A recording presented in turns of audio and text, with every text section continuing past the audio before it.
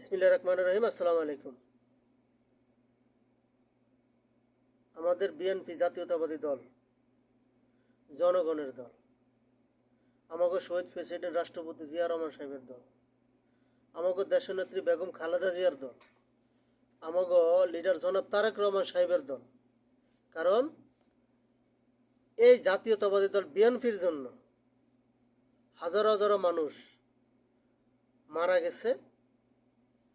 আমাকে শহীদ প্রেসিডেন্ট রাষ্ট্রপতি সাহেব জিয়া রহমান সাহেব মারা গেছে এই পার্টির জন্য, জাতীয়তাবাদী দল বিএনপির জন্য। আমাকে দেশনেত্রী বেগম খালেদা জিয়া মিথ্যা একটা কেসের ভিতরে থেকে বিগত 5 থেকে 6 বছর জেল খাটছে এই জাতীয়তাবাদী দল ঘরে করার জন্য। আমাকে লিডার জনাব তারেক রহমান সাহেবে বিগত 12 থেকে 13 বছর দেশ ছেড়ে বিদেশ করে রয়েছে এই জাতীয়তাবাদী দল বিএনপির জন্য। আমাকে দেশনেত্রী বেগম খালেদা জিয়া ছোট ছেলে আরাফাত রহমান কোকো সাহেবে মারা গেছে এই জাতীয়তাবাদী দল বিএনপির জন্য। এটা কিন্তু আমরা যারা দল করি আমাকে সবার মনে আছে, এটা কেউ ভোলার মতন জিনিস না। এই এই জাতীয়তাবাদী দল বিএনপি করার জন্য কত মানুষ মারা গেছে, কত মানুষের রক্ত এই জাতীয়তাবাদী দল বিএনপির সাথে মিশা রয়েছে। তারপরও আমরা জাতীয়তাবাদী দল বিএনপির আর ভুলবো না, কারণ এটা বাংলাদেশের জনগণের দল, বাংলাদেশের সবচেয়ে বড় জীবন মরণের এটা হচ্ছে দল। এই দলের জন্য মানুষ মরতে পারে, বাঁচতে পারে, জাতীয়তাবাদী দল বিএনপির জন্য। তাহলে এই জাতীয়তাবাদী দল বিএনপির জন্য বাংলাদেশের জনগণ বাঁচতে পারবো, মরতে পারবো, কারণ এটা জনগণের দল, ভালোবাসার দল। পার্টিটারে সবাই ভালোবাসে। আমাকে দেশনেত্রী বেগম খালেদা জিয়া শেখ হাসিনা কীভাবে বাসার থেকে বাইর করছে এটা কিন্তু বাংলাদেশে যারা জাতীয়তাবাদী দল বিএনপি করেন তাকে সবার মনে আছে। বিগত 15টা বৎসর বিএনপির ভিতরে যত মামলা হামলা গেছে, যত গুম খুন হয়েছে, তারপরও বিএনপি জাতীয়তাবাদী দল বিএনপি এখন পর্যন্ত শক্তিশালী আছে। বিগত 16 বছরের আন্দোলন আমরা সাকসেস করতে পারি নাই। লাস্ট ফিনিশিংয়ে 5 আগস্ট 2024 এই স্বৈরাচার শেখ হাসিনারে দেশ ছাড়া করছি আমরা বাংলাদেশের জনগণ। আমাকে বাংলাদেশের জনগণ কি না করতে পারে এটা কিন্তু শেখ হাসিনা হারে হারে টের পাইছে। আর যারা আমলিক করে এরাও কিন্তু সুন্দরভাবে বুঝতে পারছে যে বাংলাদেশের জনগণ যদি একবার খেপা যায় তাহলে বাপেরও পর্যন্ত চিনে না। এটা কিন্তু সবাই জানে, সবাই বুঝতে পারছে। এখন আমাকে দেশনেত্রী বেগম খালেদা জিয়ারে যে সুমকা বাড়ির থেকে বাইর করবো তার আগে শেখ হাসিনা কী কইছে, আমি যদি সুযোগ পাই তারে ঘর ছাড়া করবো। তাহলে তারে ঘর ছাড়া করছে, কিন্তু বাংলাদেশের জনগণে তারে দেশ ছাড়া করছে। এটা কিন্তু হ্যার প্রাপ্য, হ্যার যেটা পাওনা আছে এটা হ্যাঁ পাইছে। এখন হ্যাঁ পাশের দেশে ফইরা ফইরা বিভিন্ন ধরনের নানান ধরনের কথা বলতে আছে যে পিছনে কি করছি না করছি সবগুলো ভুলা যান। বাংলাদেশে যতগুলো দল আছে সবে একসাথ হইয়া ডক্টর ইউনূস সাহেবের ভাগাইব, সব দলের অনুরোধ করতে আছে। আপনার আগের দল আছিল, আগে আমলিক আছিল, আগের আমলিক এখনকার আমলিক এক না। আগের আমলিক রাজনীতিতে ইলেকশন করে হাইরা বিরোধী দল হিসাবে থাইকা জনগণের বিশ্বাস আশ্বাস দিচ্ছেন যে ঘরে ঘরে চাকরি দিবেন, 10 টাকা চালের কেজি খাওয়াইবেন। আর এখনকার আমলিক বাংলাদেশের জনগণের রক্ত খায়া তারপরে ভাগ্য হয়েছে, দেশ ছাড়তে হয়েছে। এখনকার আমলিক আগের আমলিক এক না।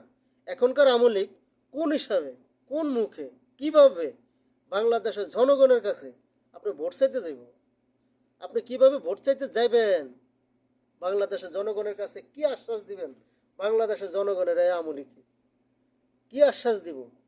কোনো আশ্বাস দেওয়ার জায়গা রাখে নাই। বাংলাদেশের জনগণের রক্ত খাইছে, বাংলাদেশের জনগণের মাইরা পাশের দেশ মোদিরে খুশি করছে। বাংলাদেশের যত আলেমেরা আছে তা করে জেলে ঢুকিয়া, তা করে ফাঁসি দিয়া, জামাত ইসলামের লোকেরা ফাঁসি দিয়া পাশের দেশ মোদিরে খুশি করছে। বাংলাদেশের মুসলমানের করে মাইরা পাশের দেশ মোদিরে খুশি করছে। আজকে বাংলাদেশের লোকের উপর হামলা করতে পারে না দেখা আজকে ভারতে যত মুসলমানেরা আছে তার উপরে হামলা চলতে আছে। কাশ্মীরে মারছে হিন্দু করে হিন্দুরা, মাঝখান দিয়ে ফাইসা গেছে মুসলমানেরা। বুঝছে শেখ হাসিনা নাই, এর লাইগা আল্লাহ যা করে ভালো করে। আজকে যদি শেখ হাসিনা বাংলাদেশে থাকতো সরকারে, তাহলে বাংলাদেশের মুসলমানের জিনা হারাম করে লইতো, হাজার হাজার মুসলমান করে রাস্তা মেরা কলা গাছের মতন কাইটটা ফালাইয়া থুয়া দিত। তাই আল্লাহ যা করে ভালো করে। বাংলাদেশের জনগণে আমার হিসাবে আল্লাহর কাছে লাখ লাখ শুক্রিয়া আদায় করেন, আল্লাহর কাছে দোয়া করেন যেন ফেরাউন, হিটলার, লেডি ফেরাউন, এই শেখ হাসিনা দেশ সেরা বাগছে।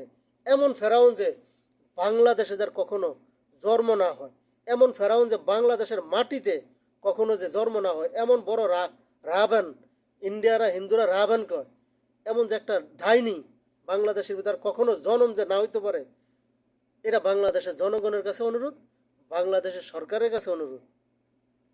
ডক্টর ইউনূস সাহেব কাজ করতে আছে যেভাবে করতে থাকুক।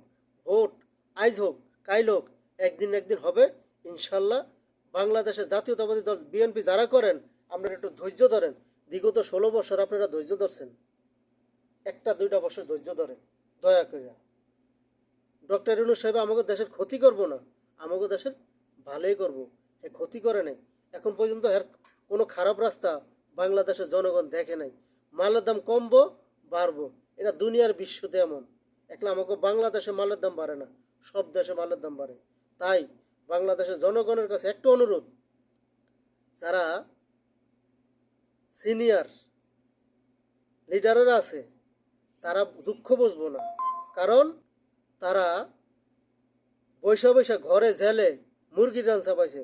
যারা জুনিয়র লিডাররা আছেন তারা একটু দয়া করে ধৈর্য ধরে থাকেন। ইনশাল্লাহ বাংলাদেশে জাতীয়তাবাদী দল বিএনপি আসবো, আইজ হোক কাইল হোক, আসবে আসবে। এবারকার ইলেকশন হইলে ইনশাল্লাহ বাংলাদেশের জাতীয়তাবাদী দল 1 নম্বরে আসবো, এটা কোনো ভুল নাই। তারপর আপনারা ভুল করেন না, চাঁদাবাজি করেন না, দয়া করে জাতীয়তাবাদী দলের উপরে আর কালা মানুষের রক্তের দাগ আর বসেন না। জাতীয়তাবাদী দল বিএনপির পোস্টারের উপরে মানুষের রক্ত কালার আর করেন না। যেমন সাদা আছে সাদা রাখতে দেন। আমাকে মনটা সবসময় সাদা রাখেন, মনটা সবসময় ভালো রাখেন। বাংলাদেশের জনগণের জন্য ভালোবাসেন, বাংলাদেশের জনগণেরও ভালোবাসেন, দেশটারও ভালোবাসেন।